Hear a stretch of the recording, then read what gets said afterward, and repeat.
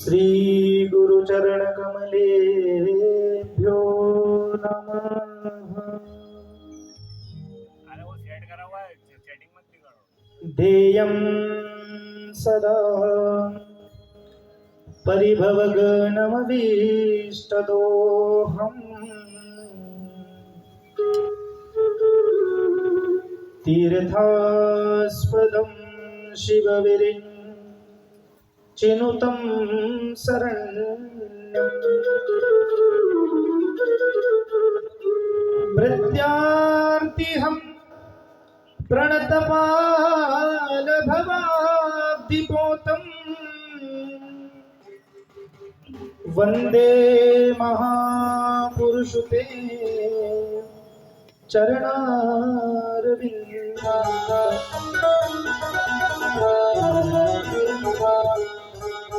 वंशी विभूषितकरान् नवनीरदाभान् पीताम्बरधरुणविम् बपराधरोष्टा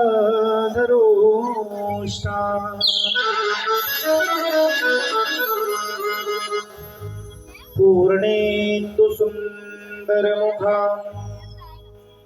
दरबिम्बनेत्रा कृष्णात् परं किमपि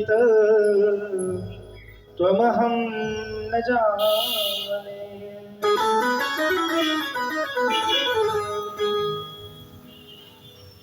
अखण्डमण्डलाकारं व्याप्तं येन चराचरं तत्पदं दर्शितं येन तस्मै श्री गुरवे नमः।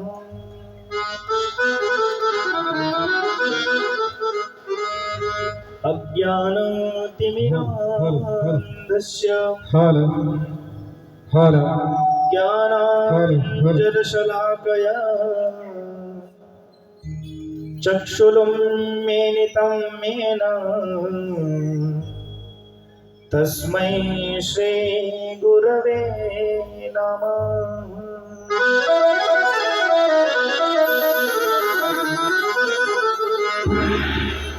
जय जय श्री राधा रमण, जय जय नवल किशोर, जय गोपी चित चोर प्रभु, जय जय माखन चोर। श्री राधा मेरी स्वामिनी और मैं राधे को दास, जन्म जन्म मोह दीजियो श्री वृंदावन को वास। सब द्वारन को छोड़ के मैं आयो तेरे द्वार, है वृषभान की लाडली जरा मेरी ओर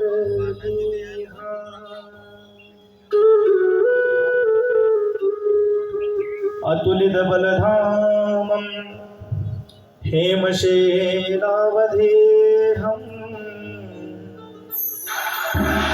धनुजबलकृशानं ज्ञानिनामाग्रगण्यं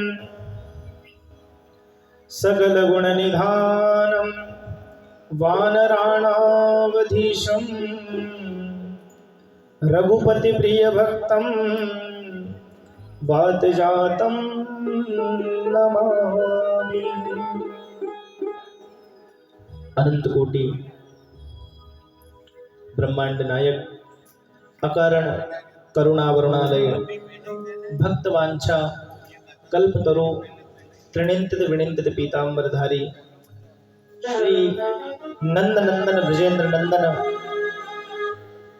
यशोदा कोल गेल क्रीड़ा कारक बाधा हारक, ऐसे नंद नंदन की वांग में प्रतिस्वरूपा एवं ऐसे नंद नंदन की परम पावन कथा जिसके अंदर आज हम सब लोग श्रवण करने के लिए एकत्रित हुए हैं और इस कथा को श्रवण करने के लिए हम यहाँ पर बैठे हुए हैं।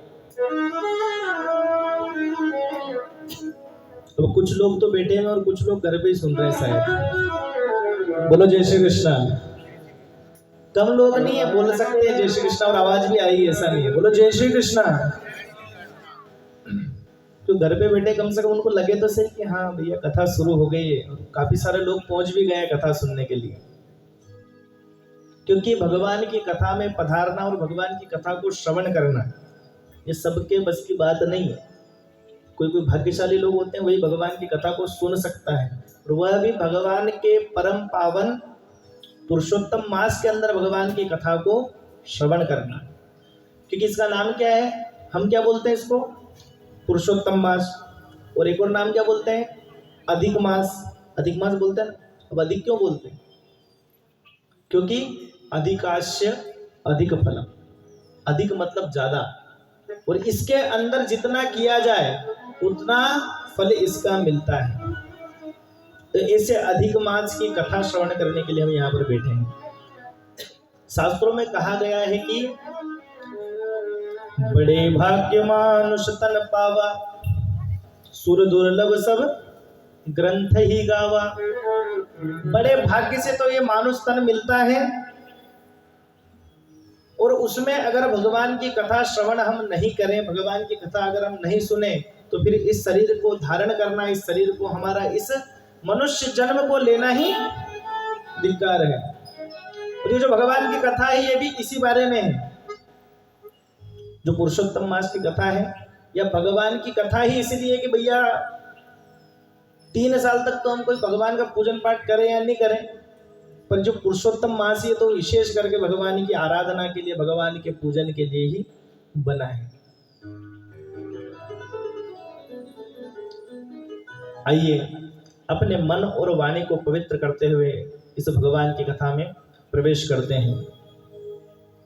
श्री राधे राधे गोविंद गोविंद राधे, श्री राधे राधे गोविंद गोविंद राधे, श्री राधे राधे गोविंद गोविंद राधे, श्री राधे राधे गोविंद गोविंद राधे, श्री राधे राधे गोविंद गोविंद राधे, श्री राधे राधे गोविंद गोविंद राधे। गोविंद राधे राधे गोपाल राधे, गोविंद राधे राधे गोपाल राधे, गोविंद राधे राधे गोपाल राधे, गोविंद राधे राधे गोपाल राधे, श्री राधे राधे गोविंद गोविंद राधे, श्री राधे राधे गोविंद गोविंद राधे।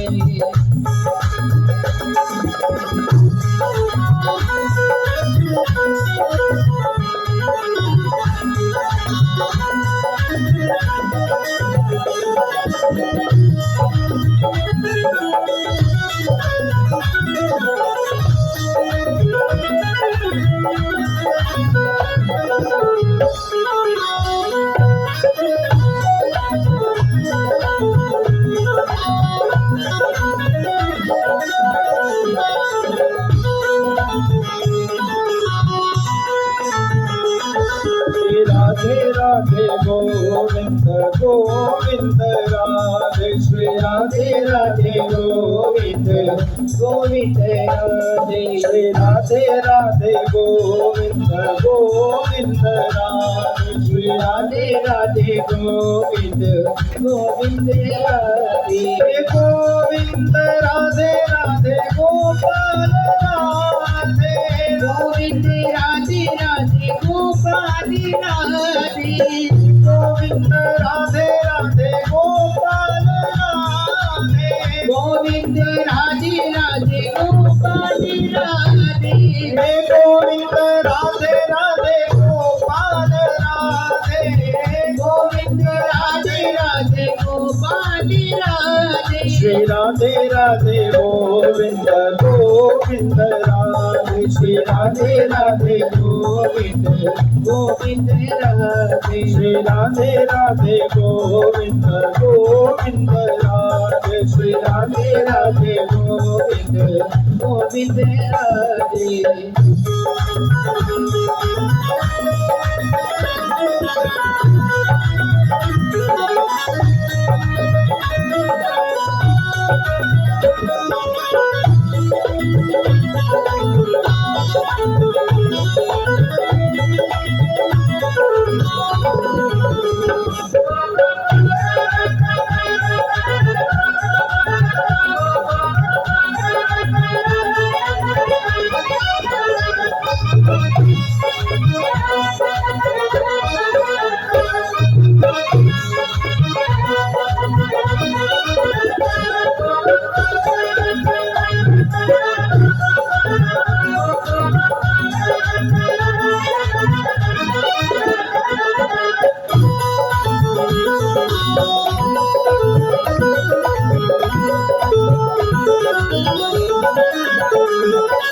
गोविंद राधे राधे गोपाल राधे गोविंद राधे राधे गोपाल राधे गोविंद राधे राधे गोपाल राधे गोविंद राधे राधे गोपाल राधे गोविंद राधे राधे गोपाल राधे गोविंद राधे राधे गोपाल राधे गोविंद राधे राधे गोपाल राधे गोविंद राधे राधे गोपाल राधे श्री राधे राधे गोविंद गोविंद राधे श्री राधे राधे गोविंद गोविंद राधे श्री राधे राधे गोविंद गोविंद राधे श्री राधे राधे गोविंद गोविंद राधे श्री राधे राधे गोविंद गोविंद राधे श्री राधे राधे गोविंद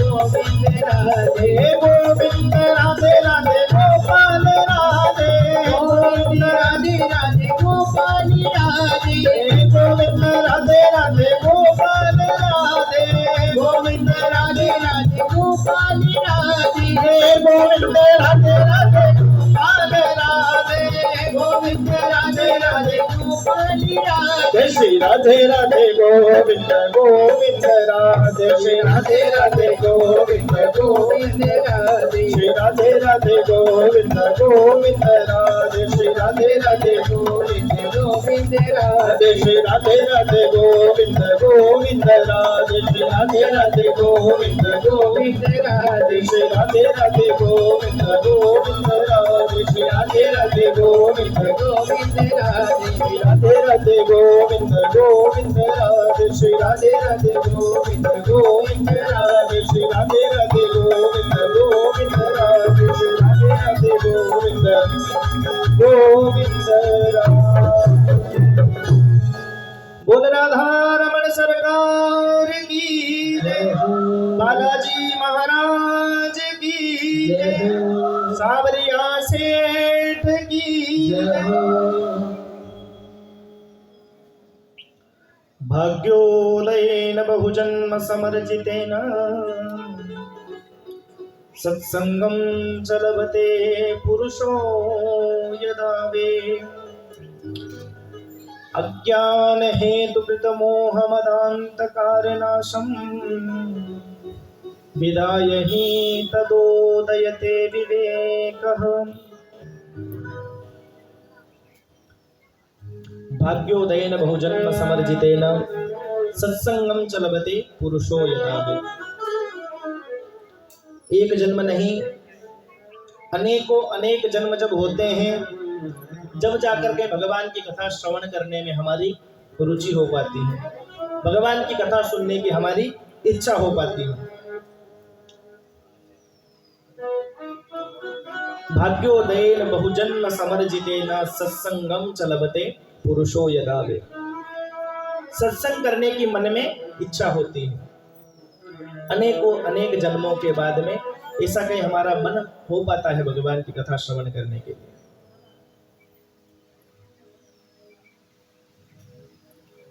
और कलयुग में रहकर भगवान का भजन करना, ये तो सबसे बड़ी भगवान की कृपा ही मानो। क्योंकि घर बार और काम हमसे छूटता नहीं है, और अगर छूट जाए और मन हो जाए तो फिर भी कथा में बैठने के बाद में भी मन कहाँ रहता है कि आज तो पंडित जी संडे है तो कथा रख ली, नहीं तो सोमवार में तो अतरा भी नहीं आता। बोलो राधे राधे। तो भगवान की कथा में हमारा मन हो पाए और भगवान की कथा हम सुन पाए, ऐसा अनेक जन्म के बाद में होता है। अब आजकल कथा तो श्रवण करती है माताएं,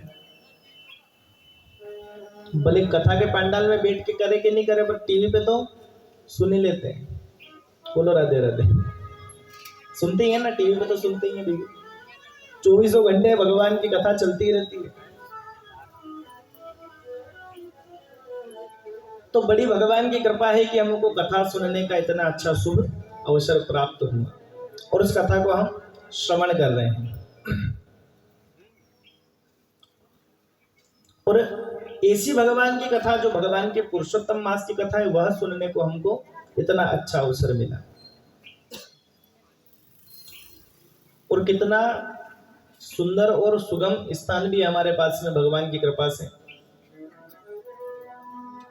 जहां पर नित्य भगवान की भक्ति हम लोग करते हैं, उसी स्थान पर अगर भगवान की कथा सुनने का अगर हमको अवसर मिल जाए तो उससे अच्छी और क्या बात है।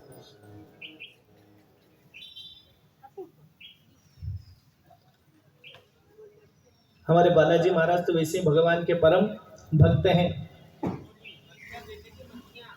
क्योंकि सबसे बड़े भगवान के रसिक और भगवान की कथा सुनने वाले जो भक्त हैं, भगवान के सबसे प्यारे श्रोता कौन है?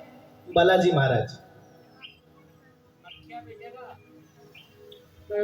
भगवान के परम श्रोता, भगवान की कथा सुनने वाले परम श्रोता कौन है? बालाजी महाराज। उनसे बड़ा श्रोता अभी तक कोई बना ही नहीं। जहां पर भी भगवान की कथा होती है, जहां पर भी भगवान का सुंदरकांड का पाठ हो, भगवान की हनुमान चालीसा का पाठ हो, वहां पर बालाजी महाराज बिना किए, बिना इनविटेशन के पधारने वाले श्रोता हैं। क्योंकि भगवान की कथा में रुचि होना ये हर किसी के बस की बात नहीं है। और भगवान बालाजी महाराज से तो कोई बड़ा भगवान का भक्त है नहीं। जहां जहां पर भगवान का हरि का गुणगान होता है, वहां पर बालाजी महाराज मंजीरे लेकर पहुंचते हैं, अस्त्र शस्त्र नहीं ले जाते। क्योंकि जहां पर भगवान का भजन हो, जहां पर भगवान की कथा, वहां पर अस्त्र शस्त्र की कोई जरूरत ही नहीं है। वहां पर तो कुछ न कुछ वाद्य यंत्र हो तो आनंद ही अलग रहता है ना। इसे कहते हैं कि नारद जी महाराज है ना, नारद जी महाराज की कथा तो सुनी होगी पूर्व जन्म की। तो नारद जी महाराज है भगवान के बड़े ही भक्त हैं, और पहले इनका जन्म जो था वो नारद जी महाराज का नहीं था। जो पूर्व जन्म में एक दासी के पुत्र थे, इनके पिताजी महाराज, इनके पिताजी महाराज सैनिक थे और वीर गति को प्राप्त हो गए। माता ने सोचा, देखो कभी भी जीवन में एक चीज ध्यान रखना, जीवन में एक चीज हमेशा ध्यान रखना, पूरा जीवन व्यतीत हो जाए, पूरा जीवन काम काज में व्यतीत हो जाए, पर बुढ़ापे में भगवान का भजन कर लेना चाहिए। बोलो राधे राधे। वैसे तो भजन करने की कोई उम्र नहीं है, और भगवान का भजन करने के लिए ऐसा कोई स्थान भी नहीं है कि जहां पर भगवान का भजन किया जाए। मंदिर में जाकर ही भगवान का भजन किया जाए या कथा में जाकर ही भगवान का भजन किया जाए, ऐसा कोई स्थान नहीं है। जिस गांव में रहते हो, जिस गांव में रहते हो, वहां पर भगवान का भजन हम कर सकते हैं। अगर काम कर रहे हैं, काम करते करते अगर कोई हमारे काम, अगर हमारे कोई परिधान की दुकान है या किसी चीज की दुकान है, अगर वहां पर कोई सामान खरीदने के लिए आया और अगर हम बैठे हुए अगर कोई आया तो उसको सबसे पहले जय श्री कृष्णा भैया, राधे राधे भैया। तो ये क्या है? भगवान का भजन है। इस प्रकार से भगवान का भजन थोड़ा थोड़ा करके हम कर सकते हैं। क्योंकि कहते हैं कि जिस देश में, जिस भेष में, परिवेश में रहो, राधा रमण, राधा रमण, राधा रमण कहो। जिस जगह पर रहें, जिस कर्म में रहें, जिस गांव में, जिस ध्यान में रहें, भगवान का भजन करते रहें।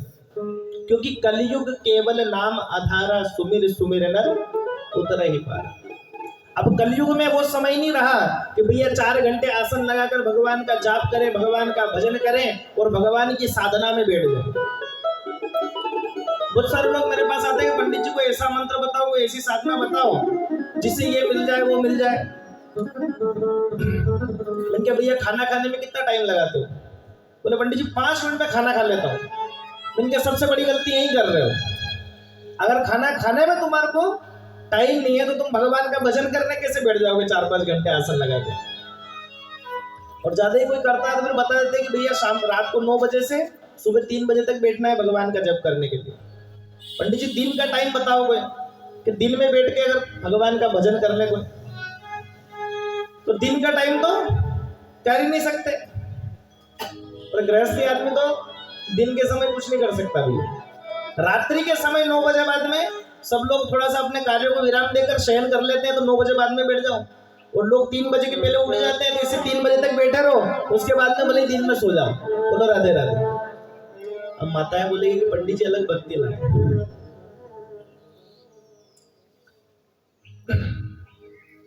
मिश्रा जी ने तो नहीं बताइए, मैं बता रहा हूं। अगर साधना करनी है तो भगवान का भजन ऐसे समय पे करो जब भगवान भी फ्री रहे। ऐसे समय पे भगवान का भजन करो जब भगवान को भी लगे कि हाँ कोई मेरा जप तप कर रहा है।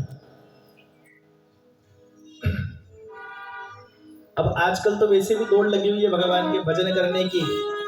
इतने लोग भगवान के भक्त होते जा रहे हैं और बहुत अच्छी बात है कि भगवान का भक्त होना चाहिए लोगों में। मुझे बड़ा प्रसन्नता होती है कि हमारे देश में इतने अच्छे कथावाचक हो रहे हैं कि जो भगवान की भक्ति में सबको लगा रहे हैं। पर भक्ति करना और भक्ति को अच्छे से करना दोनों में बड़ा अंतर है। एक राम राम बोलना और मरा मरा बोलना, दोनों में अंतर तो है ना। बोल मेरे राम रहे। भक्ति करना, भगवान का पूजन करना, पर सबसे पहले उसको देख लेना, उसको जान लेना, उसके विषय में पढ़ लेना, वो भी बड़ा जरूरी है। अगर किसी चीज को सुन कर किया जाए तो उससे, क्योंकि जरूरी नहीं है कि अगर आपने, अब बहुत सारे लोग बोलते हैं कि पंडित जी हमने तो भगवान का नाम लेके कर लिया, तो ऐसा नहीं होता। अगर फल की चिंता से, अगर फल की कामना से अगर कोई कर्म करते हैं, फल की कामना से अगर भगवान की भक्ति करते हैं, तो उसमें आपको नियम और संयम सभी चीजों का ध्यान रखना पड़ेगा। और अगर आपकी भक्ति निष्काम है, अगर कोई कामना नहीं है कि भगवान से हमें कुछ चाहिए नहीं, बस भगवान की भक्ति करनी है, तो भगवान वैसे ही आपसे प्रसन्न हो जाएंगे। एक सेठ जी महाराज थे, बोलो राधे राधे। कथा सुना रहा हूं तो कथा याद आ जाती है। जब नीचे था, जब मुझे पता नहीं था कि क्या सुनाना है ऊपर बैठ के, पर ऊपर बैठने के बाद में भगवान कुछ न कुछ याद दिलाते हैं। एक सेठ जी महाराज थे। अब सेठ जी महाराज को एक पंडित जी मिल गए। सेठों की बड़ी इच्छा होती है कि पंडित जी आ जाए तो पहले बिठाओ, पानी पिलाओ, चाय पिलाओ, फिर उनसे कुछ न कुछ पूछ लो। सेठ जी ने पंडित जी को बिठाया। पंडित जी महाराज के हाल चाल है? बोले बढ़िया है भैया। कैसे आना हुआ? ऐसे भ्रमण कर रहे थे, आपने बुला लिया, हम बैठ गए। मेरे जैसे पंडित जी होंगे कि भैया यजमानों के लिए भैया 1-1 घंटे में बैठ जाए, बातचीत करते रहे। पूछने लगे पंडित जी भगवान का पूजन, पंडित जी ने बोला भगवान का पूजन पाठ करते हैं? बोले महाराज नहीं। भगवान का पूजन करने के लिए कितनी सामग्री लगती है? अच्छा सुंदर सा लोटा ले, उसके अंदर गंगा जल भरो, पूजन की थाली लगाओ, अबीर गुलाल कंकु मेहंदी पुष्प इत्यादि सब कुछ रखो उसके अंदर। अच्छी अच्छी मिठाई लेकर आओ, फल पुष्प लेकर आओ, खरीद के। बड़ा खर्चा होता है महाराज, इसलिए हम तो पूजा पाठ करते ही नहीं, इसलिए पूजन पाठ ही नहीं करते। तो पंडित जी ने कहा कि एक काम करो भैया, अगर पुष्प इत्यादि नहीं चढ़ाने तो भगवान की मानसिक पूजा करो, क्योंकि भगवान की पूजन तो पंचोपचार, षोडशोपचार, राजोपचार, मानसोपचार, 4 प्रकार की भगवान की पूजन होती है। 5 प्रकार की चीजों से, 16 प्रकार की चीजों से। और राजोपचार पूजन भगवान की हीरा मोती जवाहरात से भी भगवान की पूजन की जाती है।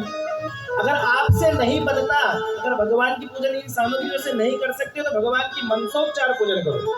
अगर हमारे पास में टाइम नहीं है, समय नहीं है, और अगर मंदिर में जाते हैं और बहुत ज्यादा भीड़ भी अगर लग रही हो तो खड़े हो जाओ एक साइड हाथ जोड़ के और भगवान से प्रार्थना करो कि भगवान आपके ऊपर गंगा जी का जल चढ़ा रहा हूँ, बोलो राधे राधे। ऐसे भले हेडपंप से भर के नहीं लाए, पर सोचो क्या, गंगा जी का जल चढ़ा रहा हूँ।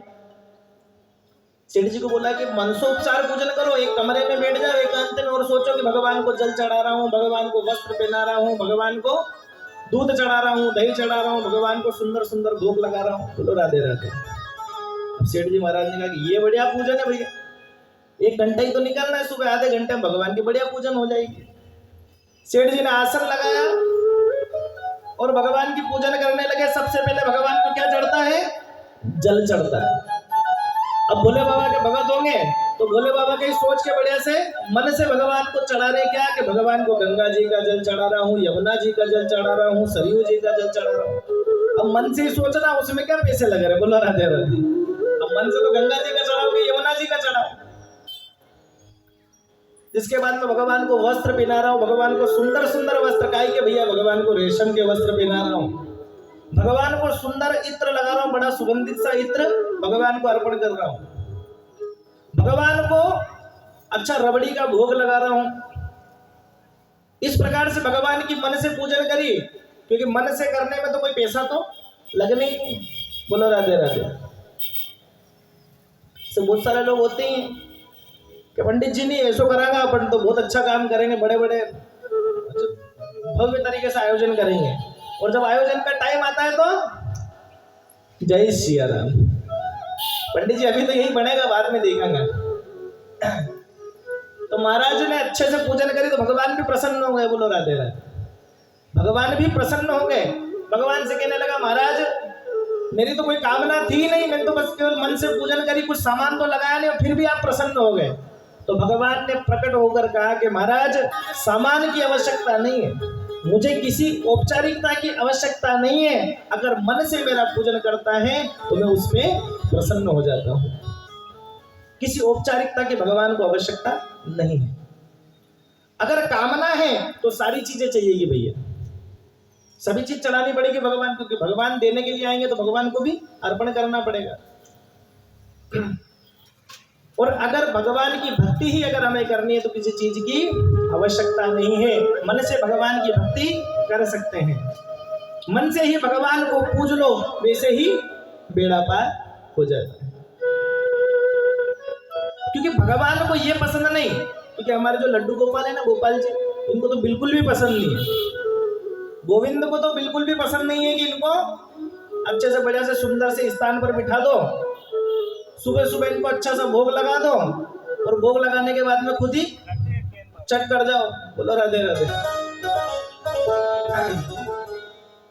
भगवान को तो भक्ति करने वाले पसंद है, भगवान को ऐसे भक्त पसंद है कि जो भगवान को अपना पुत्र बनाकर रखे, भगवान को अपना पुत्र बना ले, छोटा सा लल्ला बना ले कि भैया तो मेरा बच्चे जैसा है, और भगवान को बच्चे जैसे ही सेवा करे तो भगवान बड़े प्रसन्न रहते हैं।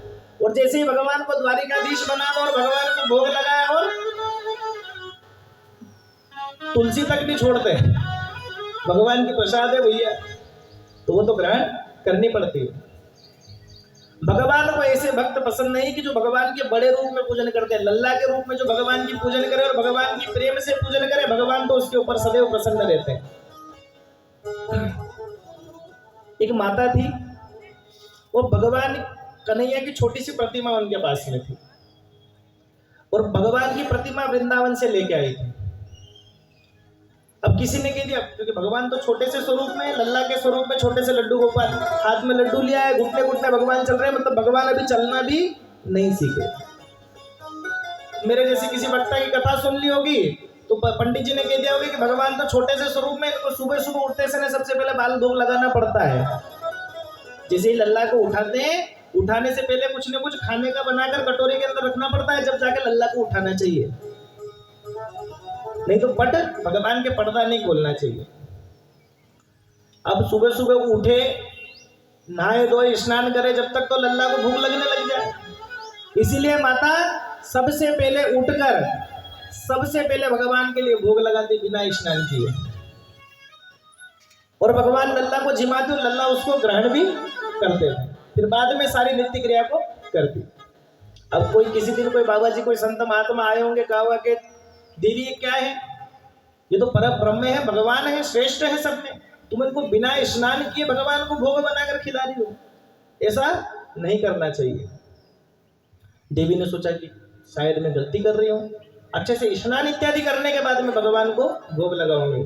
जल्दी जल्दी स्नान किया, प्रातःकालीन उठकर भगवान का भोग बनाया और भगवान को भोग लगाया, तो भगवान ने कटोरी को नीचे गिरा दिया। बोलो राधे राधे।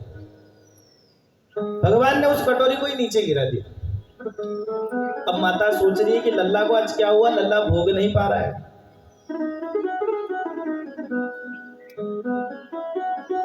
पूरा दिन बीत गया, माता को समझ ही नहीं आ रहा है, बिल्कुल खिन्न मन से बैठी हुई है।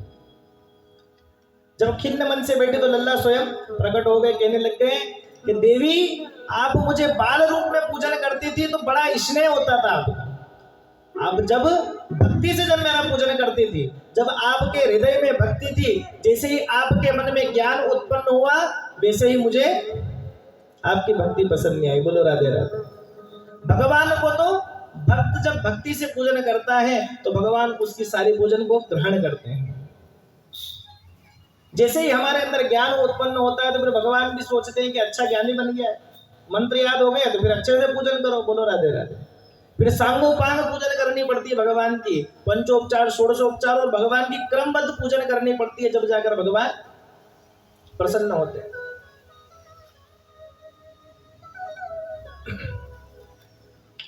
भगवान नारद जी महाराज की कथा हम श्रवण कर रहे हैं कि भगवान जो नारद जी महाराज हैं वह पहले भगवान एक दासी के पुत्र थे। पूर्व जन्म में जब दासी के पुत्र थे तो भगवान की भक्ति करने का एक बार संत लोग आए तो उनको देखा भक्ति करते हुए, तो मन में भक्ति उत्पन्न हो गई कि अब तो मुझे भगवान की भक्ति ही करना है। मन में जब सोचा तो माता का देह संस्कार हुआ, माता जी चल बसे। उसके बाद में माता का देह संस्कार करने के बाद में भगवान की भक्ति करने के लिए गए। निधि वन में जाकर भगवान की जब भक्ति करी, भगवान प्रसन्न हो गए। भगवान ने उनके नेत्रों के अंदर एक छोटी सी झलक दिखला दी और झलक दिखलाकर भगवान चले गए। नारद जी महाराज बड़े ही खिन्न मन से रोने लगे। आकाशवाणी हुई कि अगले जन्म में तू मेरा भक्त बनेगा, अगले जन्म में मेरा परम भक्त तुम बनोगे। जब अगला जन्म हुआ तो ब्रह्मा जी महाराज के मानस पुत्रों में इनका जन्म हुआ। जन्म होने के बाद में भी अपनी स्मरण शक्ति प्राप्त होना ये बहुत बड़ी बात है। एक जन्म के बाद में पिछले जन्म में हम क्या थे हमको मालूम है क्या?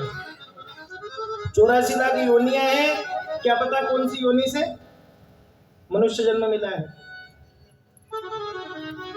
हमारे गुरुदेव महाराज कहते थे कि एक बहुत बड़ा ताला है। बोलो राधे राधे। ये जो जन्म है क्या है? अगर राधे राधे नहीं बोलोगे तो मजा नहीं आएगा कथा सुनने में। बोलो राधे राधे। क्योंकि बालाजी महाराज के जैसे मुंह करके हम सब बैठे हैं तो बालाजी महाराज की कथा ही सुन रहे हैं, है ना, कथा श्रवण कर रहे हैं बालाजी महाराज। और हमारे बालाजी महाराज से बड़ा स्नेह है, जब जब बोलता हूँ कथा सुनानी है तो वो बुला लेते हैं।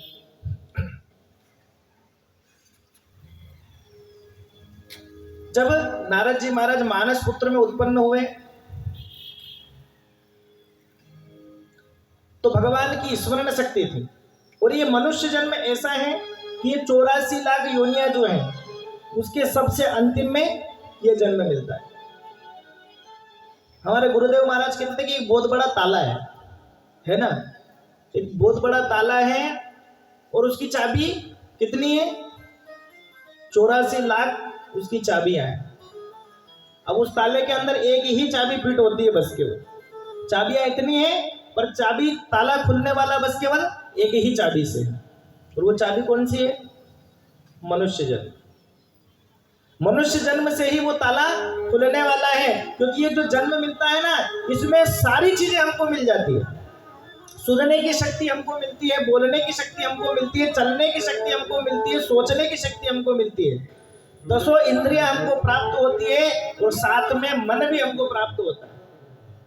5 कर्मेंद्रिय और 5 ज्ञानेंद्रियां और 1 मन। अगर इतना सब कुछ होने के बाद में भी अगर भगवान की भक्ति नहीं करें और अगर इस जन्म को सफल नहीं बनाए, तो फिर तो मनुष्य जन्म लेने का कोई मतलब नहीं है। नारद जी महाराज को पूर्व जन्म की याद थी, भगवान की भक्ति करने लगे। एक बार भगवान के सामने पहुंच गए और भगवान का भजन करने लगे। और नारद जी महाराज क्या भजन करते भगवान का? हमको भी ऐसे ही भजन करना चाहिए भगवान का, क्योंकि स्पेशली तो कर नहीं सकते। शुरू में बताया कि एक बार जगह आसन पे बैठ के तो भगवान का भजन हो नहीं सकता है। कैसे करें भगवान का भजन? कि श्रीमन नारायण नारायण नारायण, श्रीमन नारायण नारायण नारायण। याद है ना सबको? गाइए। श्रीमन नारायण भवतारायण, श्रीमन नारायण भवतारायण, श्रीमन नारायण भवतारायण, श्रीमन नारायण भवतारायण, श्रीमन नारायण नारायण नारायण, श्रीमन नारायण नारायण।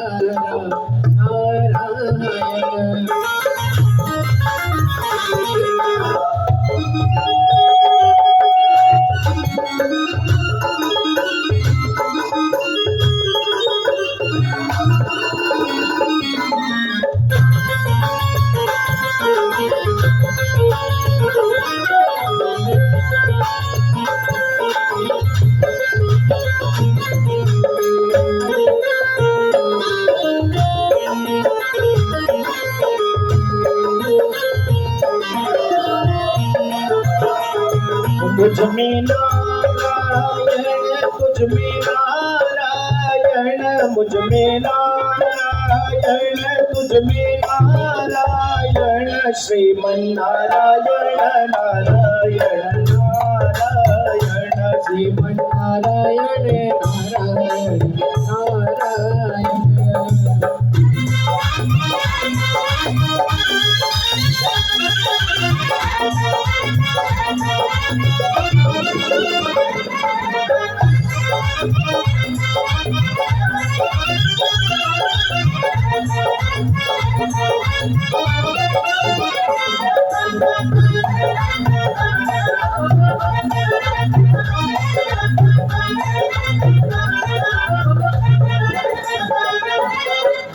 माता नारायण पिता नारायण, माता नारायण पिता नारायण, माता नारायण पिता नारायण, माता नारायण पिता नारायण, बंधु नारायण नारायण नारायण, बंधु नारायण नारायण नारायण, श्रीमन नारायण नारायण नारायण, श्रीमन नारायण नारायण नारायण। बोल भक्त वत्सल भगवान की जय। क्योंकि सब में भगवान नारायण का दर्शन करना पड़ेगा। अगर कर्म की जगह है तो जो हमारा गिरा के वहां पे भगवान का दर्शन करना पड़ेगा कहीं न कहीं। भगवान का ही स्वरूप है, क्या पता किस देश में भगवान आ जाए और भगवान के दर्शन हमको हो जाए। और हमारे माता पिता के रूप में तो भगवान विराजमान ही से है ना, उनसे बड़ा तो भगवान कोई है ही नहीं। क्योंकि जिनने पाल पोस कर बड़ा कर दिया उनसे बड़ा भगवान कौन होगा। जीवों के अंदर भगवान नारायण का दर्शन करना चाहिए, क्योंकि आजकल हमारे अंदर बड़ी हिंसा पैदा हो गई है। पहली बात तो जीवों को मारना चाहिए नहीं, और अगर मारते हो तो भैया आज से बंद कर देना, क्योंकि ईश्वर अंश जीव अविनाशी, क्योंकि जितने भी जीव हैं वो भगवान का ही अंश है। जब तक इस संसार में हम हैं, जब तक ठीक है, जैसे ही भगवान के धाम को जाएंगे तो भगवान के अंदर ही जाकर मिल जाएंगे। ऐसी भगवान की भक्ति करनी चाहिए कि सब में भगवान का दर्शन हो। नारद जी महाराज को भगवान की भक्ति थी। नारायण के सामने जाकर भगवान का भजन किया, भगवान बड़े प्रसन्न हो गए। अब भगवान ने देखा कि नारायण नारायण तो कर रहा, पर साथ में सुरताल है नहीं कुछ, क्योंकि कुछ वाद्य यंत्र इनके पास में था नहीं, मंजीरे वगैरह कि बजाकर भगवान का भजन करें। तो भगवान नारायण इतने प्रसन्न हो गए, इतने प्रसन्न हो गए कि लक्ष्मी जी माता के पास में वीणा था, वह वीणा छीन कर भगवान नारद जी को दे दिया कि महाराज अब भजन करो तो सुर ताल में थोड़ा सा भजन करो। ऐसे हमारे बालाजी महाराज जो कि मंजीरा लेकर भगवान के भजन करने में पधारते। बोलो राधे राधे। कथा तो यही चल रही थी ना कि बालाजी महाराज कैसे पधारते हैं। ऐसे बालाजी महाराज हमारी इस कथा को श्रवण कर रहे हैं। नेमिक्षेषु तमासीनां मभीवाद महामतिम कथामृतरसस्वाद कुशलस्सोनको ब्रवीत्। नेमिक्षारण्य तीर्थ में 88,000 ऋषिगण निवास करते हैं, और ऐसे ऋषिगण हैं कि जो अनेकों अनेक वर्ष से भगवान की कथा को श्रवण करते हैं, और भगवान की कथाओं को सुनना और भगवान की कथा को गाना ही इनका जीवन का चरित्र है। बस केवल इनको भगवान की कथा सुननी है और भगवान की भक्ति को बढ़ाना, यही इनका जीवन है, अन्यत्र और कोई काम करते नहीं। प्रातःकालीन स्नान इत्यादि करने के पश्चात बस केवल भगवान का भजन और भगवान की कथा श्रवण करते हैं। अनेकों अनेक ग्रंथों को सुनते हैं और अनेकों अनेक ग्रंथों को गाते हैं। ऐसे सोनकादिक 88,000 ऋषिगण विराजमान हैं और भगवान की चर्चा नित्य करते रहते हैं।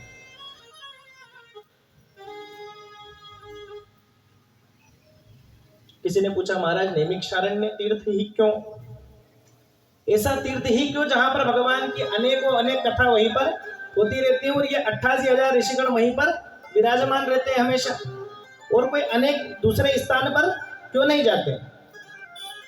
जब हम भी कोई कथा, कोई पूजन या इत्यादि कुछ करते हैं तो सबसे पहले क्या देखते हैं, सबसे पहले किस चीज की चर्चा होती है, स्थान की चर्चा होती है। सबसे पहले कथा, पूजन, कुछ भी कर्म करें, भगवान का भजन भी अगर घर में करवाएं तो सबसे पहले चर्चा किस चीज की करते हैं, स्थान की। किसी भी प्रकार से होगी, सबसे पहले स्थान की चर्चा होगी। अगर घर में माताओं ने कह दिया कि भैया छोटा सा सुंदरकांड का पाठ रखना है, या छोटा सा भगवान का भजन रखना है, या छोटी सी भगवान की सत्यनारायण भगवान की कथा रखनी है, तो सबसे पहले क्या बोलेंगी कि कथा रखनी है। तो घर में से दूसरा उत्तर क्या आएगा कि जगह थोड़ी कम है। क्या बोलेंगे, नीचे रखे तो अच्छा है, ऊपर रखे तो अच्छा है, उस रूम में करे तो अच्छा है। तो सबसे पहले किस चीज पे चर्चा होती है, जगह के ऊपर। अगर बड़ी कथा अगर कर रहे हैं तो सबसे पहले प्रांगण की चर्चा होती है कि किस जगह पर की जाए जहां पर लोग ज्यादा इकट्ठे हो सके, ऐसी कोई स्थान हो जहां पर लोग ज्यादा बैठ सके तो भगवान की कथा अच्छे से श्रवण कर सके। ऐसा कोई स्थान हो तो अच्छी बात है। इसीलिए हम किसी मंदिर पर जाते हैं या ऐसा स्थान ढूंढते हैं कि जहां पर किसी चीजों की असुविधा ना हो। ये जितने भी ऋषिगण एक बार ब्रह्मा जी महाराज के पास में गए, ब्रह्मा जी महाराज से कहने लगे महाराज हम अनेक वर्षों तक चलने वाला एक सत्संग करने वाले हैं जिसमें अनेकों अनेक वर्ष तक भगवान की कथा होती रहे। हम 1 दिन की कथा कराते हैं, 7 दिन की कथा कराते हैं, हो सके तो 1 महीने की कथा करा ले। आजकल तो 1 महीने के तक बैठने का किसके पास में समय भैया, जितना हो सके उतना कम में कर दो पंडित जी, बहुत अच्छी बात है ना।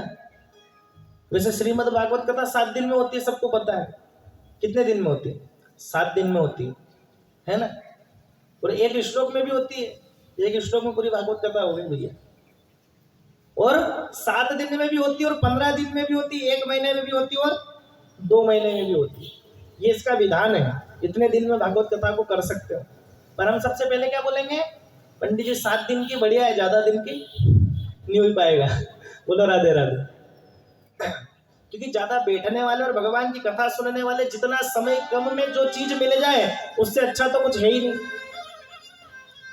ये सारे ऋषिगण भगवान ब्रह्मा जी महाराज के पास में गए, कहने लगे महाराज इतना बड़ा सत्संग करना है, अनेक वर्ष तक, हजारों वर्ष तक चलने वाला एक सत्संग करना है।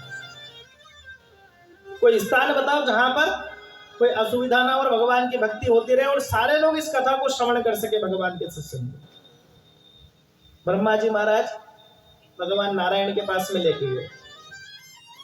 नारायण ने अपना चक्र छोड़ दिया, कहा कि जहां पर जाकर ये चक्र रुक जाएगा वहां पर अपना डेरा लगा लेना। जहां पर इस चक्र की नेमी क्षीण हो जाए, जहां पर ये भी जाकर रुक जाए, वहां पर भगवान का भजन करना। ऐसे नेमिक शारण्य तीर्थ पर बरगद के वृक्ष के यहां पर जाकर इस चक्र की नेमिक क्षीण हो गए, वहां पर जाकर रुक गया। वहां पर सारे ऋषिगण बैठ गए और भगवान की कथा और भगवान का पूजन करने लगे। वहां पर किसी भी प्रकार से कोई असुविधा नहीं होती। सुंदर नदी का तट है, कोमल कोमल बालू रहते हैं और किसी टेंट वगैरह लगाने की जरूरत नहीं, स्टेज बनाने की जरूरत नहीं। बड़ा सा बरगद का वृक्ष है जिसके नीचे सारे ऋषिगण 88,000 ऋषिगण बैठ सकते, इतना बड़ा वृक्ष है। एक समय की बात है, सूत जी महाराज का वहां पर आगमन हुआ। सभी संतों ने खड़े होकर भगवान का नमस्कार किया और उनको पूजन करने लगे। देखो संतों का स्वभाव होता है, कोई भी अच्छा संत मिले, क्योंकि पहली बात तो अच्छे संत मिलते नहीं है, और जब तक हमको लगता है कि अच्छे हैं, जब तक अच्छे हैं, जैसे उनका कुछ मालूम पड़ता है तो हमारे लिए सबसे बुरे वही हो जाते हैं। तो संत अच्छा मिलना और अच्छा संत मिलना तो चलो ठीक है कि अच्छा संत मिल जाए, उससे अच्छा प्रश्न करना ये बहुत बड़ी बात है। अगर कोई संत मिले तो उससे ऐसा प्रश्न नहीं करना कि भैया धंधा अच्छा चलेगा कि नहीं चलेगा। छोरे की शादी को 2-3 साल हो गए, लड़का लड़की होगा कि नहीं होगा, पहले लड़का हो जाए तो बहुत अच्छी बात है भगवान। ऐसे प्रश्न संतों से नहीं किए जाते। हाँ, जो सांसारिक संत जो घूम रहे हैं उनसे बोले कितने ही प्रश्न करो, बहुत अच्छी बात है, पर बाकी कोई अच्छा संत मिल जाए तो उससे एक ही प्रश्न करो कि भगवान की भक्ति में मन कैसे लगेगा और भगवान की भक्ति कैसे करनी चाहिए, भगवान का पूजन कैसे करना चाहिए, यही प्रश्न उनसे करना चाहिए। जैसे 88,000 ऋषियों ने देखा कि सूत जी महाराज पधारे हैं, सभी लोगों ने खड़े होकर सूत जी महाराज को प्रणाम किया और प्रणाम करके प्रश्न करना प्रारंभ कर दिया। 16 वर्ष की आयु वाले भगवान सूत जी महाराज 88,000 ऋषियों जो अनेक वर्ष से भगवान का भजन कर रहे, जिनकी आयु का कोई पता नहीं, ऐसे संतों को देखकर उनको प्रणाम करने लगे।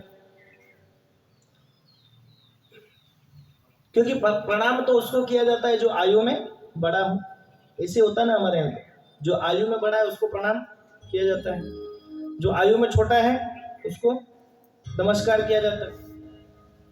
पर जो ज्ञान में बड़ा है, क्योंकि 4 प्रकार की अवस्था होती है, धन वृद्धा, बल वृद्धा, आयुर्वृद्धा, तथैव च ते सर्वोऽपि ज्ञान वृद्धा, किं करा शिष्य किं करा। क्योंकि बड़ा होना तो एक अच्छी बात है, क्योंकि अनेक प्रकार से व्यक्ति बड़ा हो सकता है। अगर आयु में छोटा है और अगर बल में बड़ा है, अगर थोड़ा बाहुबल है और अच्छा मोटा तगड़ा है, अच्छी बॉडी बना रखी है, तो फिर तो पूरा मोहल्ला का मोहल्ला ही बोलेगा कि भैया दादा, भाई साहब, सभी बोलेंगे। धन वृद्धा, मनीराम जी में कोई बड़े होंगे। अगर सेठ जी का लड़का है, कोई नगर के सेठ हैं और सेठ जी का लड़का है, तो फिर सभी लोग सेठ जी बोलेंगे, कोई नाम से तो बुलाएगा नहीं। तो धन वृद्धा, बल वृद्धा, आयुर्वृद्धा, तथैव च। अगर कोई आयु में भी बड़ा है, कदापि आयु में बड़ा है और अगर ज्ञान में छोटा है, तो फिर उसको प्रणाम करने से क्या मतलब। अगर हमारे मोहल्ले में कोई ऐसे व्यक्ति रहते हो कि आयु में बहुत बड़े हो और अगर ज्ञान उनका शून्य हो, नील बटे सन्नाटा, तो फिर उनको प्रणाम करने से क्या मतलब। क्योंकि ऐसे मूर्ख को प्रणाम करने का क्या मतलब, जिसको प्रणाम करने के बाद में आपको कोई आशीर्वचन या शुभ कृत्य में नहीं लगा सके। ऐसा वृद्ध भी पूजनीय नहीं है जिसके अंदर ज्ञान की अवधारणा नहीं है। तो ते सर्वोपि ज्ञान वृद्धा किम करा शिष्य किम करा। सबसे बड़ा तो वो है जिसके पास में ज्ञान है, जिसके पास में भगवान की भक्ति है, वही सबसे सर्वोच्च बड़ा माना जाता है और उसी को प्रणाम हमेशा करना चाहिए।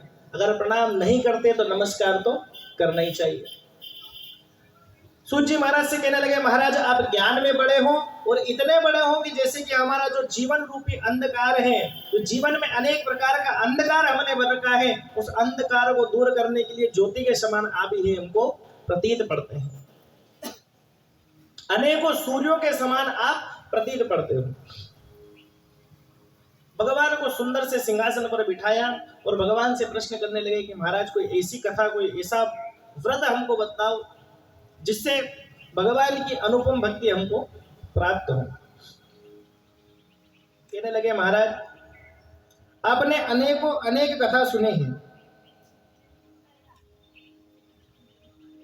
आपने अनेक भगवान की कथा सुनी है और उन कथाओं में भगवान के अनेक प्रकार के गुणगान तुमने किए हैं, पर एक भगवान का चरित्र और एक भगवान की कथा ऐसी है जिसमें भगवान अनंत फल को प्राप्त करवाते हैं, अनंत फल को भगवान प्राप्त करा देते हैं।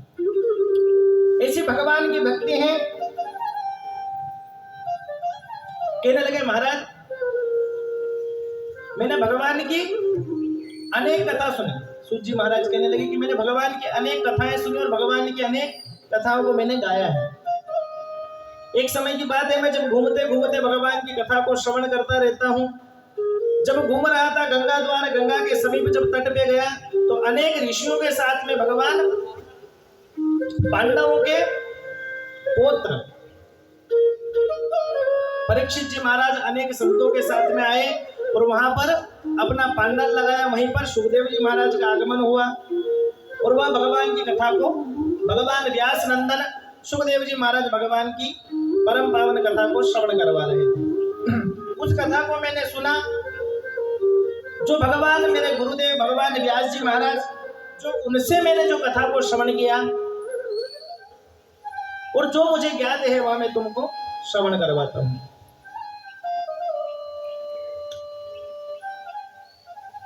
एक समय की बात है, जब पांचों पांडव जब दुर्योधन से द्वैत क्रीड़ा कर रहे थे। वैसे तो जुआ खेलना नहीं चाहिए, पर भगवान की लीला है। भगवान ने भी पांडवों के रूप में लीला करके पूरे संसार को बता दिया कि भैया जुआ खेलने से किसी को कुछ भी हासिल नहीं हुआ। अंत में जाकर क्या हुआ, सबका पूरा महाभारत का युद्ध तो सबको पता ही होगा। और अगर कथा नहीं भी पड़ी होगी तो टेलीविजन के माध्यम से देखी होगी कि भगवान की कथाएं कैसी हैं। जब द्यूत क्रीड़ा में सब कुछ हार गए, हारने के पश्चात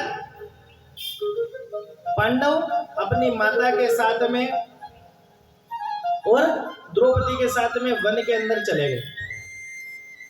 एक समय सभी को बड़ा मन में खिन्नता थी, अंदर ही अंदर मन में कुछ ना कुछ इनको खाया जा रहा था। इतने में भगवान, क्योंकि जो भगवान को मन से पूजता है, जो भगवान को मन से याद करता है, तो भगवान वहीं पर पधार जाते हैं।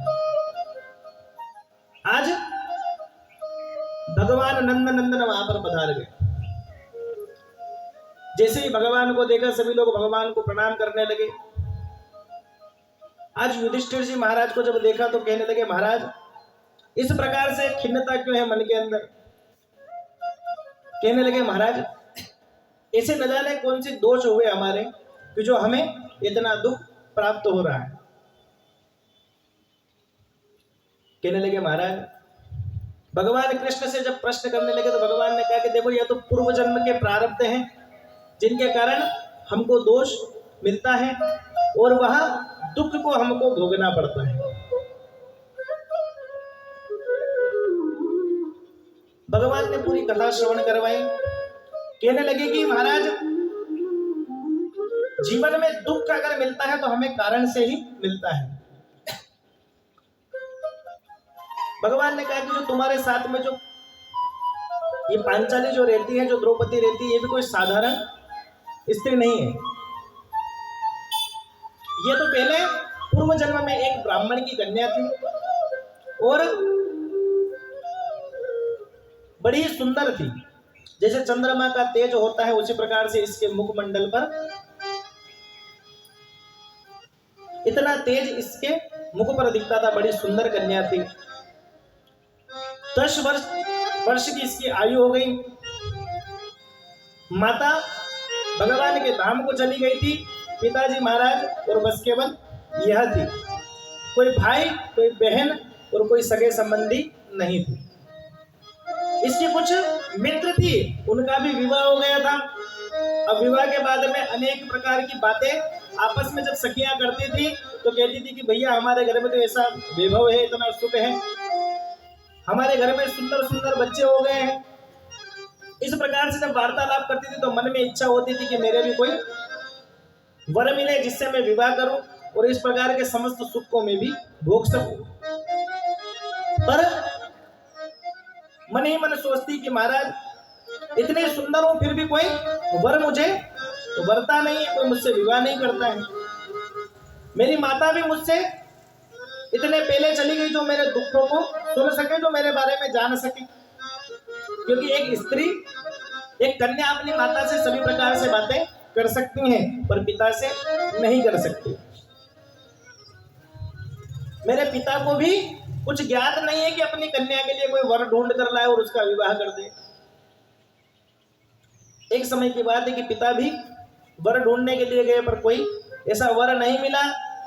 मन में बड़ी खिन्नता हो रही थी पिता को भी कि मैं मेरी कन्या के लिए कुछ कर नहीं पा रहा हूं। जीवन बहुत कम बचा हुआ है क्योंकि इस जीवन का कोई भरोसा नहीं है, कभी प्राण निकल जाए। अगर बिना कन्या का दान किए, बिना कन्या दान किए और बिना कन्या का विवाह किए अगर मैं चला गया तो मुझे बड़ा ही दोष लगेगा। ये मन में सोच ही रहे थे। इतने में कन्या भी मन ही मन सोच रही थी कि मेरे पिता भी मेरे लिए कुछ सोचते नहीं है, मेरी इस पीड़ा को मैं किसको सुनाऊं। पिता को बड़ा ही ज्वर होने लगा, पूरे शरीर के अंदर दर्द उठने लगा और पिता कराते हुए अपने घर के अंदर आए और जमीन पर गिर पड़े। पुत्री पास में आ ही सही, इतने में पिता ने अपने प्राणों को त्याग दिया। अब पुत्री और मन ही मन सोचने लग गई कि महाराज माता तो मेरी थी नहीं, कोई सगे संबंधी है नहीं और पिताजी भी छोड़कर चले गए। अब मैं भला किसके साथ रहूंगी? मेरा लालन पालन, मेरा भरण पोषण कौन करेगा? अकेली स्त्री का भरण पोषण कौन करेगा?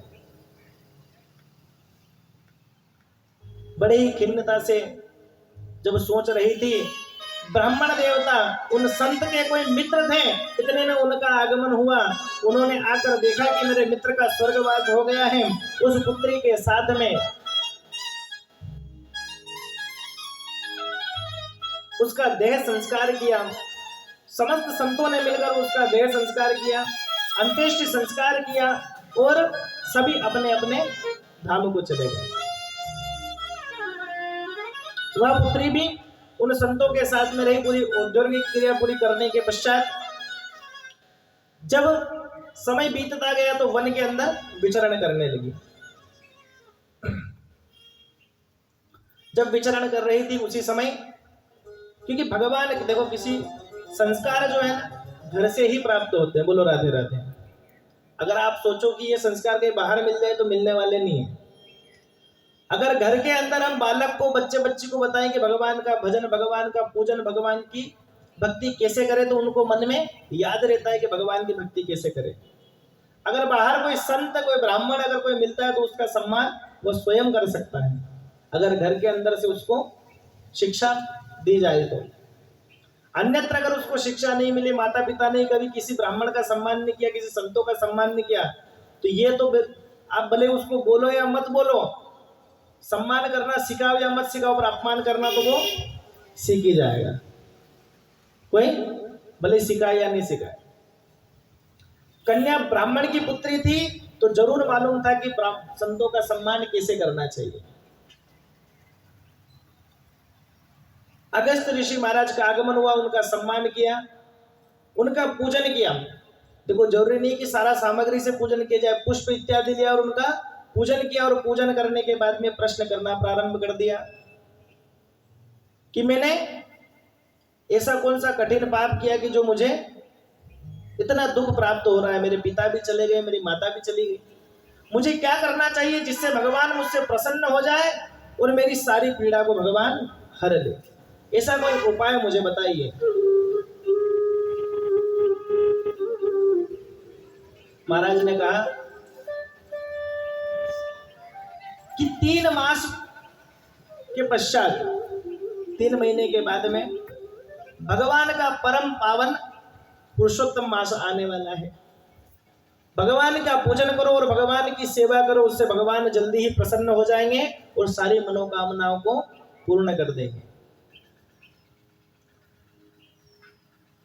कहने लगी महाराज जिस महीने के अंदर किसी भी प्रकार का मांगलिक कर्म नहीं होता हो, जिस महीने के अंदर किसी प्रकार का मांगलिक कर्म नहीं हो, जो सूर्य संक्रांति से, जिसके अंदर संक्रांति, सूर्य संक्रांति भी नहीं आती अधिक मास के अंदर, जिसको मल मास कहा जाता है। मल क्या होता है? मल मतलब त्यागा हुआ, ऐसा मल मास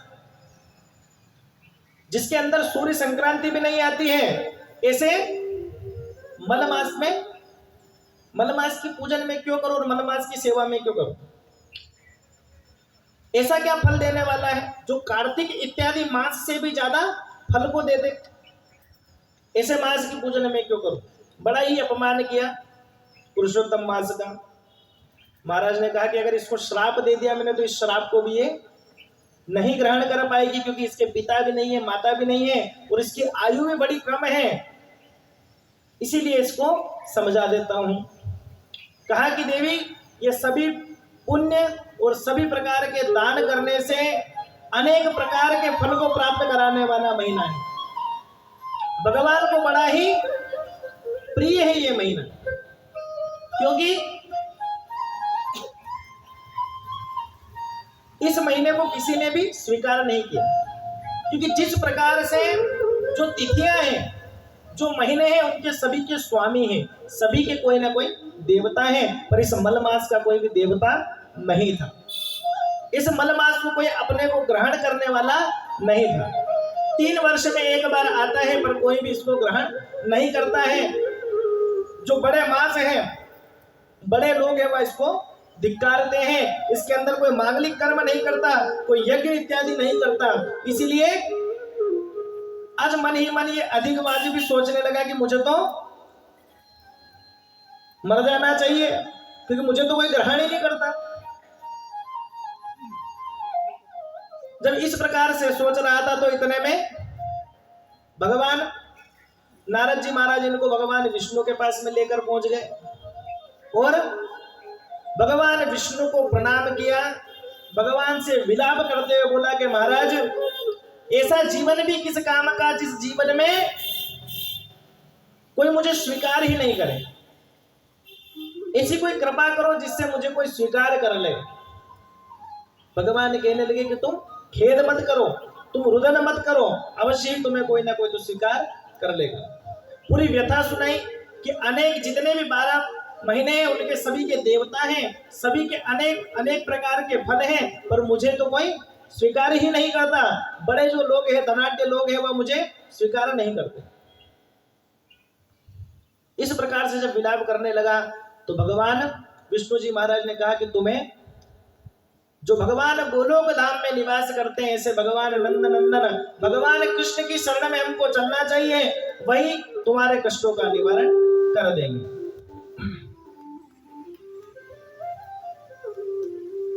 जब भगवान गोलोक धाम में बैठे हुए, जब भगवान को जाकर प्रणाम किया,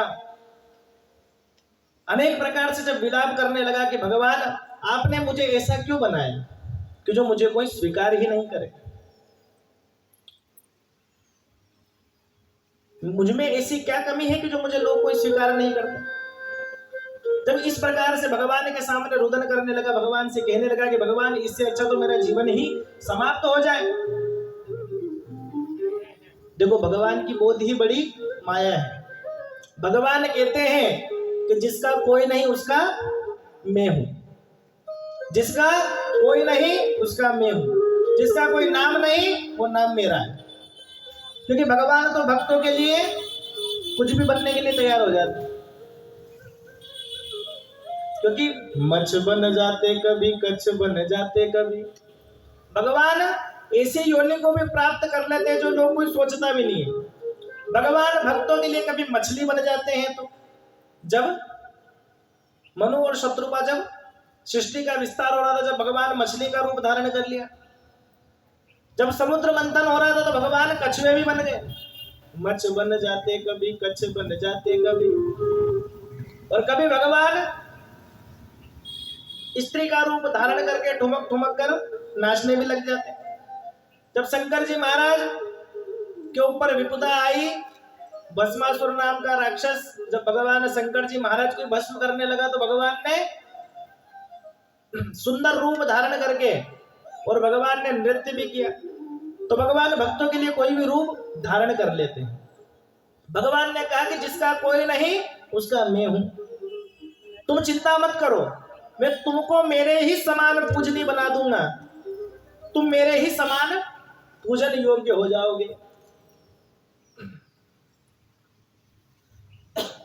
जिस प्रकार से लोग मेरी पूजन करते हैं उसी प्रकार से तुमको भी लोग पूजेंगे। तुमको मैं सर्वश्रेष्ठ महीनों में सर्वश्रेष्ठ बना दूंगा। इन 12 महीनों में सर्वश्रेष्ठ महीना तुमको बना दूंगा। सभी महीनों का मालिक, सभी महीनों का स्वामी तुम्हें मैं बना दूंगा।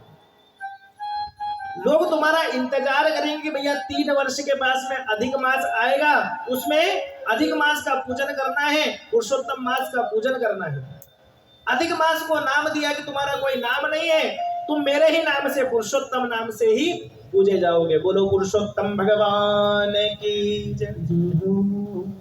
भगवान पुरुषोत्तम के नाम से तुम पूजन किए जाओगे। जो तुमको पूजेगा उसको अनेक अनेक फल मिलेंगे। क्योंकि अधिक मास को तो कहते हैं कि अधिकाश्य अधिक फलम। अगर अधिक से अधिक करोगे तो उसका अधिक से अधिक फल भी मिलेगा। जितना करोगे उतना ज्यादा फल प्राप्त होगा। अब वो किसी भी प्रकार से हम कर्म को कर सकते हैं। भगवान का नाम जब अगर करते हैं तो एक जप का किया हुआ 100 गुना जप फल मिलता है। इस अधिक मास का इतना ज्यादा महत्व है कि जो 12 वर्ष में जो कुंभ पड़ता है ना, उसमें हम कहाँ जाते हैं?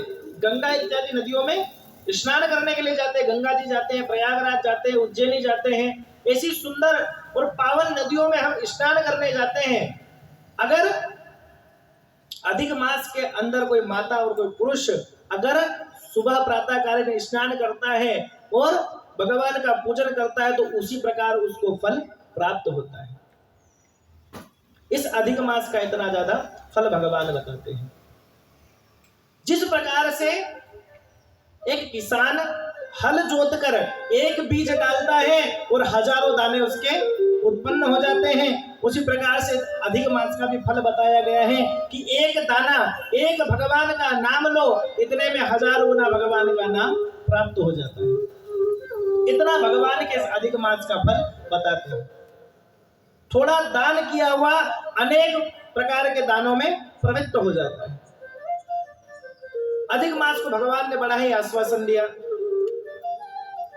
अब हमारे एक माता जी आती है मंदिर को, बोलो राधे राधे। पूछने लगे पंडित जी क्या क्या दान करना चाहिए? तो राधे राधे। सभी माताएं बैठी है तो राधे राधे जोर से बोल दो थोड़ा सा, राधे राधे। माताएं पूछती कि पंडित जी कई कई दान करा, 30 दिन की 30 सामग्री, 31 दिन की 31 सामग्री बता दो तो उन्हें हिसाब से दान कर देंगे। बोलते हैं ना 31 दिन की सामग्री सबको ही मालूम होगी कि भैया क्या क्या दान करना है। तो बोले पंडित जी क्या क्या दान करना चाहिए बता दो। अब मेरी भी थोड़ी मजाक करने की आदत है, मैं इनके सबसे पहले ये 30 दिन की सामग्री व्हाट्सएप पे सेंड कर रहा हूँ और एक साथ 1-1 किलो के हिसाब से पहुंचा देना। तो पंडित जी अंड में तो सोनो भी लिखे हुए थे, क्योंकि वो भी 1 किलो ही देना है ना। तो 30 दिन की 31 प्रकार की सामग्री दान की जाती है। तो अधिकांश से अधिक फलम, अधिक करोगे तो अधिक से अधिक उसका प्राप्त होता है। जरूरी नहीं है किसी को दी जाए, कोई सुयोग्य हो उसी व्यक्ति को दान करनी चाहिए। अगर दान किया जाए तो उसका 100 गुना मिलेगा। अगर कोई भगवान का नाम संकीर्तन करता है तो उसको उसका 100 गुना मिलता है। और अगर कोई भगवान की निंदा करता है, किसी पड़ोसी की निंदा करता है, तो उसको उसका भी 100 गुना ही मिलता है। बोलो राधे राधे। जरूरी थोड़ी कि दान किया वही 100 गुना मिलेगा। अगर कोई अशुभ कार्य करोगे, कोई गलत काम करोगे तो उसका भी 100 गुना ही मिलेगा। अगर किसी को बुरा भला कहोगे तो उसका भी, ये समझ लेना कि अपन एक व्यक्ति को बोल रहे हैं तो 100 घर वाले अपने को बोल रहे हैं। अगर किसी की निंदा करते हैं तो उसका भी अधिकांश से अधिक फलम, उसका भी अधिक फल ही मिलेगा। तो ऐसा कर्म करना, धर्म करना तो बड़ी अच्छी बात है कि भैया अधिक मास में हम धर्म कर रहे हैं, भगवान का भजन कर रहे हैं और कुछ दान कर रहे हैं। पर एक चीज का और ध्यान रखें कि किसी की निंदा नहीं करें, किसी को गाली नहीं दे, किसी को अपशब्द ना कहें, तो उसका फल और ज्यादा अधिक मिलेगा। क्योंकि पवित्र होना इसका मतलब ये नहीं कि सुबह सुबह स्नान कर लेना, अच्छे साबुन से नहा लेना, गंगा जल से नहा लेना। तो बाहर का तन तो धोया जा सकता है। आजकल तो बड़ी सुविधा हो गई है कि भैया अच्छे अच्छे साबुन आने लग गए हैं, बढ़िया डेंटिंग पेंटिंग करके और अच्छे नए, जैसे किसी पुराने घर के ऊपर पुट्टी और कलर करके उसको नया कर देते, वैसे ही अपने शरीर को भी आजकल पुट्टी वगैरह करके नया कर सकते हैं। नहीं कर सकते क्या?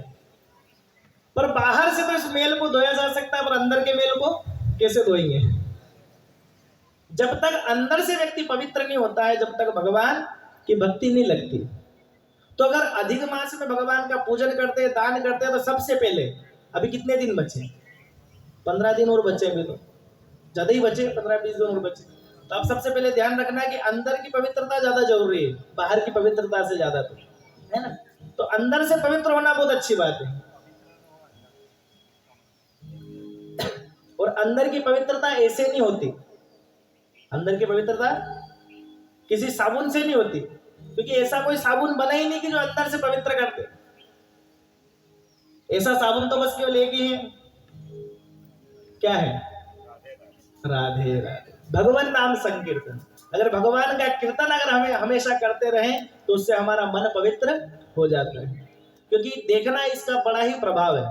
अगर आप कोई भी एक नाम अगर मन में धारण कर लो तो उससे बड़ा ही आपको फर्क पड़ेगा जीवन में। क्योंकि मैंने तो अनुभव किया और मैं एक ही नाम लेता हूँ हमेशा, ताकि हमारे इनको भैया को पता भी होगा कि कहीं भी अगर मुझे लगता है कि अगर किसी का गलत भी देखता हूँ तो मैं एक ही बात बोलता हूँ कि हे गोविंद। अगर कोई गाली भी दे रहा तो उसको ही बोलता हूँ कि हे गोविंद, अब तू तेरी जान। अगर हे गोविंद अगर मैं बोलता हूँ, ऐसी अगर आप मन में धारण कर लो कि भैया कोई भी गलत बोल रहा है या कुछ ऐसा लग रहा है कि जहाँ पे हमको बोलना पड़ सकता है, अगर वहां पे चुप रहना है तो सबसे पहले राधे राधे, जय श्री कृष्ण, जो भी मन में नाम याद हो भगवान का और जो अच्छा प्रिय लगता हो, जो बोलने में जीवान लड़खड़ाती नहीं हो, है ना, ऐसा नाम भगवान का लिया जाए कि जिसमें जीवान भी नहीं लड़खड़ाए और बढ़िया से बोलो तो ऐसा लगे कि जैसे रसगुल्ला खा रहे हो। बोलो राधे राधे। क्योंकि बिना पैसे के रसगुल्ला तो भगवान के नाम से ही मिलता है।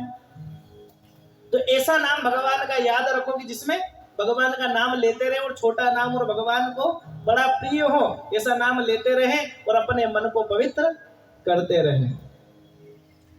श्री कृष्ण गोविंद हरे मुरारी, हे नाथ नारायण वासुदेवा।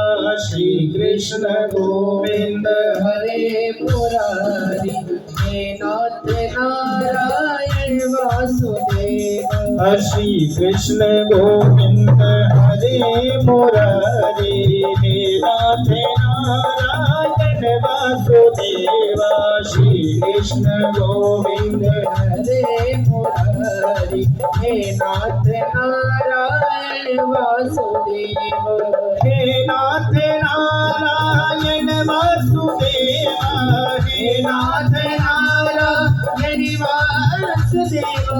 हे नाथ नारायण वासुदेवा, हे नाथ नारायण वासुदेवा। वासुदेव हे नाथ नारायण वासुदेवा, हे नाथ नारायण वासुदेव श्री कृष्ण गोविंद हरे मुरारे, हे नाथ नारायण वासुदेवा, श्री कृष्ण गोविंद हरे मुरारी हे नाथ नारायण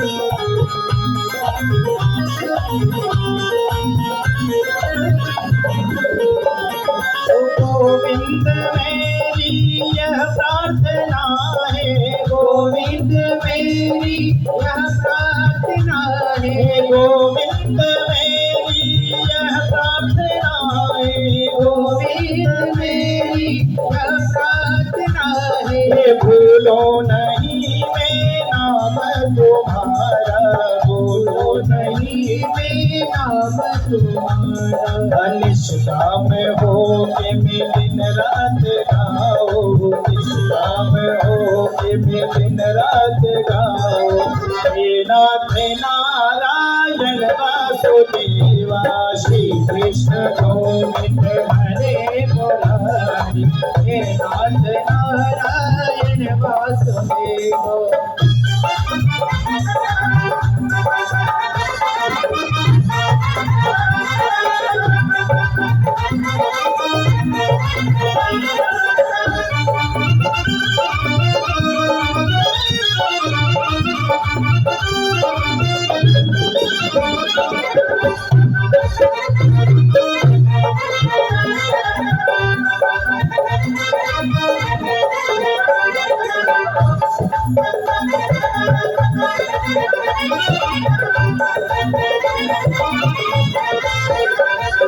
श्री कृष्ण गोविंद हरे मुरारी, हे नाथ नारायण वासुदेवा, श्री कृष्ण गोविंद हरे मुरारी हे नाथ नारायण वासुदेव श्री कृष्ण गोविंद हरे मुरारी, हे नाथ नारायण वासुदेवा, श्री कृष्ण गोविंद हरे मुरारी हे नाथ नारायण वासुदेव श्री कृष्ण गोविंद हरे मुरारी, हे नाथ नारायण वासुदेवा, श्री कृष्ण गोविंद हरे मुरारी हे नाथ नारायण वासुदेव हे नाथ नारायण वासुदेवा, हे नाथ नारायण वासुदेवा, हे नाथ नारायण वासुदेवा।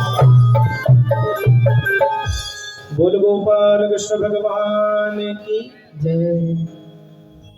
ऐसे भगवान का भजन करते रहे और इस मन को भी पवित्र करते रहे, क्योंकि भगवान का नाम ही ऐसा है कि जिससे मन को पवित्र किया जा सकता है, और जब तक मन पवित्र नहीं होगा तब तक तन भी पवित्र होने वाला नहीं, क्योंकि मन के मारे बन गए और बन गए जहां बस्ती जहां। अगर मन में सोच लिया कि यहाँ तो भगवान का भजन होना जाना नहीं है, अगर मन में हम सोच लें कि यहाँ तो लड़का लड़की बच्चे बच्ची पोते पोती के चक्कर में भगवान का भजन कर नहीं सकते, तो एक काम करते हैं, वन में जाकर कुटिया बना लेते हैं। बोलो राधे राधे। मेरी माताएं जो दूर बैठी है उनकी आवाज नहीं आ रही पीछे से, बोलो राधे राधे। क्योंकि देखो 1-2 साल के बाद में सारी माताओं के मुखमंडल मेरे को दिखे हैं, 2 साल पहले भागवत कथा हुई थी जब सबके एक साथ चेहरे देखने को मिले थे, है ना। उसके बीच में तो भूल ही गए होंगे कि पंडित जी कहाँ गए। तो जोर से बोलोगे तो चेहरा दिख भी जाएगा कि हाँ माता जी आए थे। बोलो राधे राधे।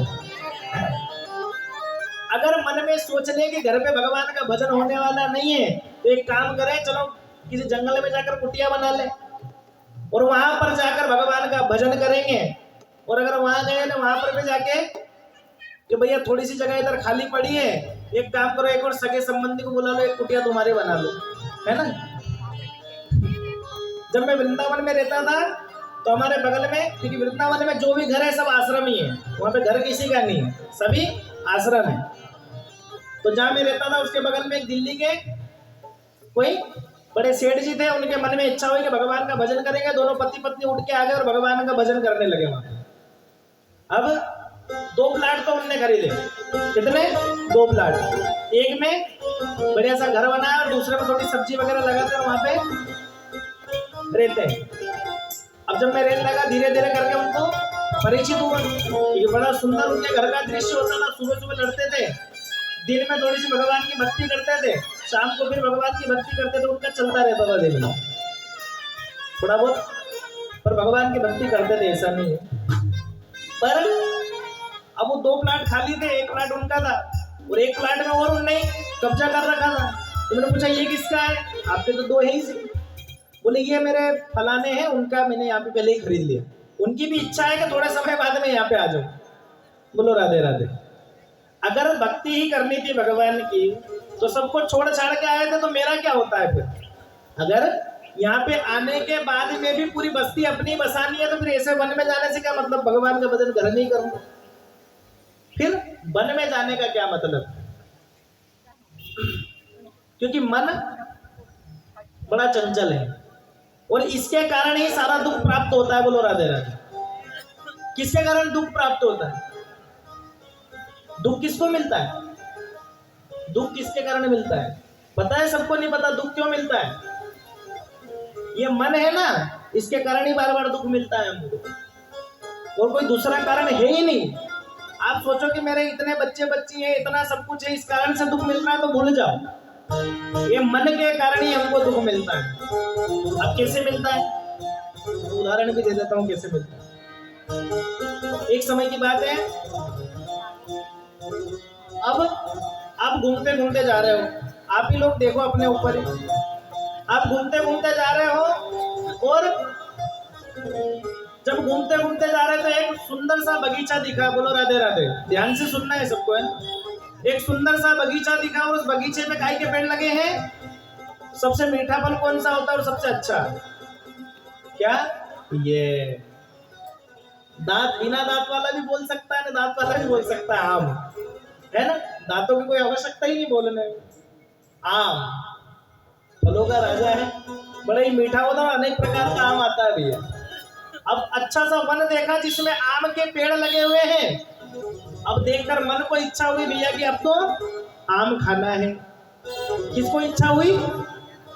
मन को इच्छा हुई कि आम खाना है ना। आंखों ने देखा कि भैया आम है, मन को इच्छा हुई कि आम खाना है। अब आंखें तो चल के जा नहीं सकती, मन तो चल के जा नहीं सकता आम खाने के लिए। तो आदेश किसको दिया गया? पेड़ों को, कि जाओ और आम तोड़ कर लाओ। पेड़ गए, ऊपर चढ़े, आम को तोड़ लिया। अब हाथ तोड़ लेंगे पर खा तो हाथ सकते नहीं। हाथों से उसको मसल तो आपको टेस्ट मालूम पड़ेगा कि आम कैसा है। हाथों को रसना है क्या? हाथों में पता थोड़ी चलेगा भैया कि कैसा आम का स्वाद है, ये तो मुंह में जाने के बाद पता चलेगा। अब मन ने आदेश दिया मुंह को कि भैया आम को खाओ। आम खाया और स्वाद किसने लिया? जिह्वा ने, जीभ ने स्वाद लिया। अब जीभ ने स्वाद लेने के बाद में अपने पास में रखा भी नहीं, है ना। स्वाद लेने के बाद में कहाँ पहुंचा दिया? पेट में। जिसने तोड़ा उसने खाया नहीं, जिसने खाया उसने रखा नहीं। अब सब कुछ हो गया, उसके बाद में कौन आया? आम के बगीचे का जो रक्षार्थी था, जो रक्षा करता था, वो वहां पे आ गया। अब उसने पकड़ लिया और 2-4 डंडे लगाए काहे पे, पीठ पे। तो दर्द किसको हुआ, मन को, है ना। तो महाराज दुख क्यों मिलता है, क्योंकि मन ने सोचा पर खाया नहीं, तोड़ा जिसने उसने खाया नहीं, खाया जिसने रखा नहीं, और जिसने रखा उसको दंड नहीं मिला। दंड किसको मिला, पीठ को। तो महाराज ये तो गलत बात हो गई। दुख किसको मिलता है, मन को। अब मार खा ली, मार खाने के बाद में रिपीट दर्द किसको हुआ, सबसे पहले देखा किसने था, हमको, आंखों ने। तो मार पड़ी तो रोना कहां से आया, आंखों से। बोलो राधे राधे। तो इस मन के कारण ही दुख हमको प्राप्त होता है। अगर मन में ठान लिया जाए कि भगवान की भक्ति करनी है, भगवान का पूजन करना है, तो फिर अगर मन कहता है कि आज तो बढ़िया सा पकवान खाना है, तो मन को कह दो भैया कि आज तो सूखी रोटी खानी है ना, ज्यादा कुछ पकवान मिलेंगे नहीं आज। क्योंकि जिस दिन सोचते हैं ना कि भैया अच्छा पकवान खाना है, उस दिन कोई ना कोई कारण ऐसा बन जाएगा, उस दिन कुछ ऐसा ही मिलेगा जिस दिन जो आपको पसंद नहीं हो। तो मन के मारे मत चलो, मन को थोड़ा सा कंट्रोल में रखो, तो वैसे ही दुख कम होने लग जाएगा। अगर हमारे जीवन में लोगों से आस कम होगी तो खुद ब खुद ही जीवन में दुख कम हो जाएंगे। अगर लोगों से हमारी आस लगी रहेगी, लोगों से अगर हम अपेक्षा रखेंगे, लोगों से हम अगर अपेक्षा रखेंगे कि ये हमारे लिए करेगा, तो सबसे बड़ा दुख तो वहीं पर प्राप्त होगा। क्योंकि अगर आप किसी से अपेक्षा रखते हो तो उसके लिए आपको करना भी पड़ेगा, और अगर आप किसी के लिए कुछ करते हो तो उसी समय सोच लो कि इससे हमें कुछ चाहिए नहीं, निस्वार्थ रूप से उसकी मदद करो। ऐसा मन में ठान लेना चाहिए। इस मन के कारण ही सारे दुख प्राप्त होते हैं। इस प्रकार से इन देवी ने, कथा कहाँ चल रही थी हमारी, बोलो राधे राधे, मालूम है नहीं मालूम, कथा कहाँ चल रही थी, द्रौपदी के पूर्व जन्म पे चल रही थी, पहले वाले जन्म पे। देवी ने अधिक मास पुरुषोत्तम मास का तिरस्कार किया, और भगवान ने इस पुरुषोत्तम मास को स्वीकार किया और अपने समान ही इस पुरुषोत्तम मास को बना दिया। इस प्रकार से सारा वृत्तांत बताने के बाद में भी देवी ने, ब्राह्मण पुत्री ने इसको ग्रहण नहीं किया और अपमान कर दिया इस मास का। मन में सोच लिया कि मुझे अब तो भगवान की कड़ी तपस्या करनी चाहिए, जिससे भगवान मुझ पर प्रसन्न हो जाए और मुझे मन चाहा वर भगवान देकर जाए। ऐसे भगवान कौन है, भगवान शंकर जी महाराज, जो बेचारे थोड़े से पूजन पाठ में प्रसन्न हो जाते हैं, और मन चाहा वर भी भगवान शंकर जी महाराज देते हैं। शंकर जी महाराज बड़े भोले वाले भगवान है, भोले वाले ही है ना, तो कोई कुछ भी चढ़ा दे चलेगा भैया, है ना। कोई धतूरा चढ़ा दे, कोई दाल चढ़ा दे, कोई चावल चढ़ा दे, कोई अष्टगंध चढ़ा दे, कोई गेहूं चढ़ा दे, कोई मूंग चढ़ा दे, कोई काली मिर्ची चढ़ा दे, कोई क्या चढ़ा दे, भगवान को सब प्रिय है। ठीक है, आन दो भैया, सब कुछ चढ़ा दो, और मन चाहा वर भी देते। तो बड़ी एक अच्छी सुंदर कथा याद आ गई मेरे को फिर से। एक समय की बात है, भगवान शंकर जी का बड़ा सुंदर मंदिर था, और उस मंदिर के अंदर भगवान अच्छी बढ़िया सी शिवलिंग, भगवान का बड़ा सा शिवलिंग लगा हुआ था। हमारे पशुपतिनाथ भगवान जैसा बड़ा शिवलिंग होगा, बड़ी सी जलाधारी और बड़ा सा शिवलिंग। अब देखो, भगवान का भजन करने वाले अगर भगवान के मंदिर में जाएंगे तो भगवान का स्वरूप ऐसे देखेंगे, क्योंकि एक फिल्म को देखने जाने वाला व्यक्ति उसके अंदर अपने काम की चीज ढूंढता है। अगर कोई अच्छा गाने का प्रिय हो, जैसे हमारे भैया अगर गाने के प्रिय है, बजाने के, अगर ये उसके अंदर जाएंगे तो अच्छा गाना सुनेंगे तो उनको उसमें से कुछ ना कुछ चीज मिल जाएगी। हम कथा सुनने वाले हैं तो भैया कोई अच्छी ज्ञान की बात मिलेगी तो उसमें से ग्रहण कर लेंगे। ऐसे भगवान का मंदिर है, जैसे जो जाएगा वैसे भगवान की चीजों को ग्रहण करेगा। जैसे मंदिर में जाओगे तो सबसे पहले देखेंगे कि भैया कोई अगर भगवान का दर्शन करने वाला है, भगवान से स्नेह करने वाला है, भगवान से प्रेम करने वाला है, तो जैसे भगवान की मूर्ति को देखेगा तो भगवान को निहारने लगेगा कि वाह क्या सुंदर स्वरूप है भगवान का। भगवान के ओष्ठ कमल कितने प्यारे लग रहे हैं, जैसे गुलाब की पंखुड़ियां होती है जैसे कोमल कोमल, वैसे ही भगवान के ये सुंदर सुंदर ओष्ठ कमल लग रहे हैं। भगवान के कटाक्ष नेत्र देखकर भगवान से नेत्र विलाप करेगा। भगवान के प्यारे प्यारे केश देखकर भगवान के उन केशों को निहारने की चेष्टा करेगा। भगवान के सुंदर सुंदर आभूषण और भगवान के सुंदर सुंदर वस्त्र देखकर भगवान के इतने परम रूप का दर्शन करेगा कि नेत्र सजल हो जाए, आंखों से आंसू बहने लग जाए, ऐसे भगवान के दर्शन करेगा। और इसी जगह पर अगर कोई थोड़ा क्रूर व्यक्ति जो भगवान के कामों में अड़ंगा लगाने वाला ऐसा कोई व्यक्ति पहुंच जाए तो फिर वो क्या करेगा? पंडित जी सफाई नहीं करते हो आप सही से, बोलो राधे राधे। पंडित जी सफाई नहीं रखते हो आप सही से, तो पंडित जी लोगों से थोड़ा गुस्से में बात करते हो, है ना? तो ऐसा व्यक्ति ऐसी चीज ढूंढेगा। और कोई भगवान का सेवा भाई व्यक्ति होगा तो वो झाड़ू खुद निकालने लग जाएगा। अनेक प्रकार से भगवान के लोग वहां पर पहुंचते हैं। अब कोई चोर होगा तो उसको भगवान के दर्शन करने पहुंच गया गलती से, भगवान के दर्शन किए तो उसने भगवान का स्वरूप देख लिया।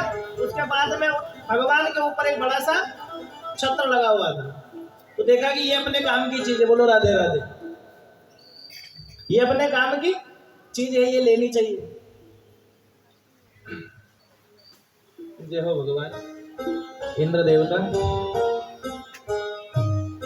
तो भगवान शंकर जी महाराज को देखा और उसको चुराने की चेष्टा से भगवान के पास में गया। अब पहले तो देखा कि भगवान के ऊपर पैर नहीं लगे और छत्र को उतार लूं। जब छत्र उतारने लगा तो देखा कि थोड़ा हाथ थोड़ा छोटा पड़ रहा है। जलाधारी के ऊपर पैर रखा और जलाधारी के ऊपर पैर रखकर ऊपर चढ़ने लगा तो फिर भी हाथ छोटे पड़ गए। फिर अब थोड़ा और छोटा पड़ा था तो भगवान शंकर जी महाराज के ऊपर ही चढ़ गया और छत्र को उतारने लगा। इतने में भगवान प्रसन्न हो गए, बोले शंकर भगवान की। भगवान शंकर प्रसन्न हो गए और प्रसन्न होकर कहने लगे कि वर मांग, तू मुझसे क्या मांगना चाहता है? भगवान से कहने लगा, महाराज आपकी जो छत्र चढ़ा हुआ था वो चोरी करने आया था और आप बड़े वर दे रहे हो। भगवान कहने लगे, महाराज कोई मेरे ऊपर धतूरा चढ़ाता है कटीला, जो कि आप कभी हाथ में लेके देखना कैसा चुभता है। अब लोग मेरे सिर पे रख के चल जाते हैं, है ना? कोई मेरे ऊपर घी चढ़ा के जाता है या दही चढ़ा के जाता है तो फिर से जल ही नहीं डालता, ऐसे मक्खियां पड़ी रहती मेरे ऊपर। पर तू तो इतना बड़ा भगत है कि तू खुद मेरे ऊपर चढ़ गया, तो इससे ज्यादा और क्या चाहिए? बोलो राधे राधे। जो अपने स्वयं को चढ़ा दे।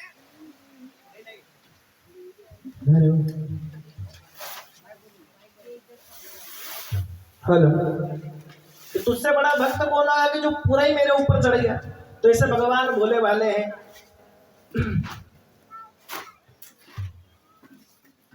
इन ब्राह्मण की पुत्री ने भी भगवान का भजन करने के लिए भगवान शंकर जी को मनाने के लिए मन में उद्धारणा कर ली कि भगवान शंकर जी को ही मनाना चाहिए, यही हमारे कष्टों को निवारण कर सकते हैं और यही मन चाह वर दे सकते हैं। बोलो राधे राधे। कितने वर्ष तक भगवान की तपस्या करी? 9000 वर्ष तक भगवान की तपस्या करी। जब जाकर भगवान शंकर भगवान प्रसन्न हुए और इतना कठोर तप किया, इतना कठोर तप किया कि इंद्र देवता भी सोचने लग गए कि अगर इसने ज्यादा तपस्या कर ली तो मेरा इंद्र लोक ही छीन लेगी। भगवान प्रसन्न हो गए। भगवान प्रसन्न हो गए। भगवान ने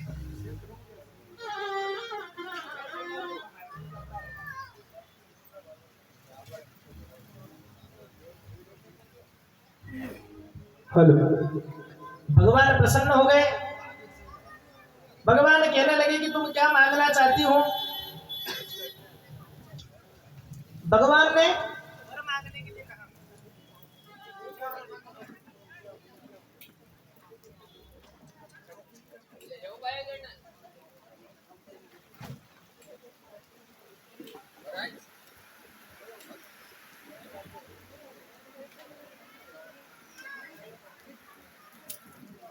बालाजी महाराज की जय।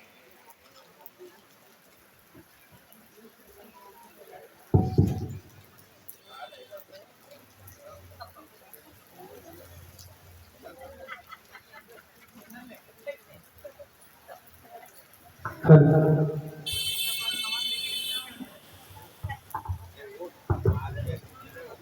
हल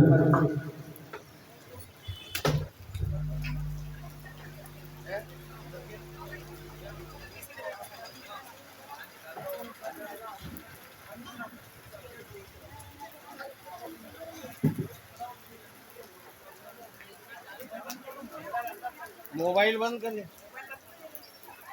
अंदर ले लेते हैं ना आप वहाँ आवाज तो